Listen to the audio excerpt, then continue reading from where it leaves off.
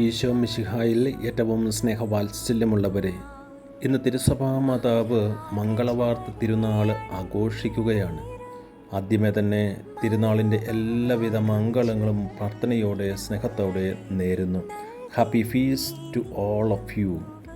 ഇന്ന് തിരുവചനം നമ്മോട് പറയുന്നത്, കർത്താവ് തൻ്റെ ദൂതനെ വിവാഹ നിശ്ചയം കഴിഞ്ഞിരുന്ന കന്യകയുടെ അടുത്തേക്ക് സന്ദേശം അറിയിച്ച് അവളുടെ അനുവാദം വാങ്ങി വരുവാനായിട്ട് പറഞ്ഞു വിട്ടിരിക്കുകയാണ്. സന്ദേശവാഹകനായ ഗബ്രിയേൽ ദൂതൻ വന്ന്, നന്മ നിറഞ്ഞവളെ സുസ്തി, കർത്താവ് നിന്നോട് കൂടെ എന്ന അഭിവാദനത്തോടെ സന്ദേശം കന്യകയ്ക്ക് കൈമാറുകയാണ്.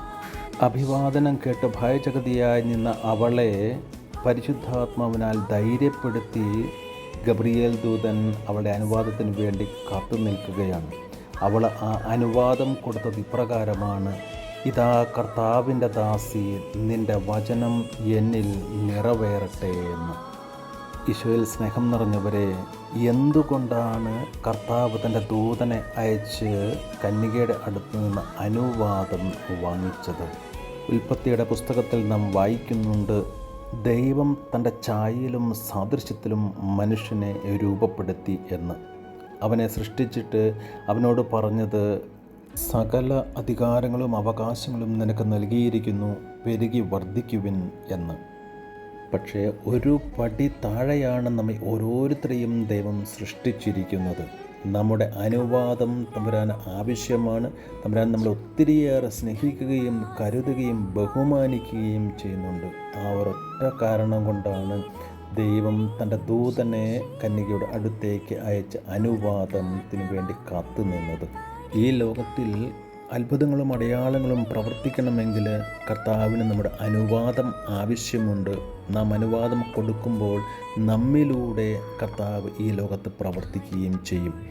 കന്യക അനുവാദം കൊടുത്തപ്പോൾ കർത്താവ് തൻ്റെ രക്ഷാകരകർമ്മം ആ കന്യകയിലൂടെ, അമ്മയിലൂടെ പൂർത്തീകരിക്കുന്ന കാഴ്ചയാണ് നാം കാണുക.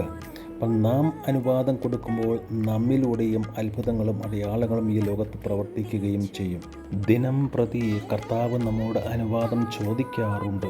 നാം അത് കേൾക്കാറുണ്ടോ? നാം അതിന് ഉത്തരം കൊടുക്കാറുണ്ടോ? ഇതാ കർത്താവിൻ്റെ ദാസി, ദാസൻ എന്ന് പറയുവാൻ നമുക്ക് സാധിക്കുന്നുണ്ട്. നാം അങ്ങനെ പറയുമ്പോൾ മാത്രമാണ് ഇന്നത്തെ ഈ തിരുനാൾ അർത്ഥപൂർണമാവുക. ശരിയായ തീരുമാനങ്ങളെടുത്ത് കർത്താവിന് നമ്മുടെ അനുവാദം കൊടുക്കുമ്പോൾ കർത്താവ് നമ്മിലൂടെ തൻ്റെ രക്ഷാകര കർമ്മം പൂർത്തീകരിക്കുകയും ചെയ്യും. അപ്പോൾ മാത്രമാണ് നമുക്കും ആ അഭിവാദന സ്വരം കേൾക്കുവാനായിട്ട് സാധിക്കുക. നന്മ നിറഞ്ഞവളെ സുസ്തി, നന്മ നിറഞ്ഞവനെ സുസ്തി, കർത്താവ് നിന്നോട് കൂടെ. സ്തുതിയായിരിക്കട്ടെ.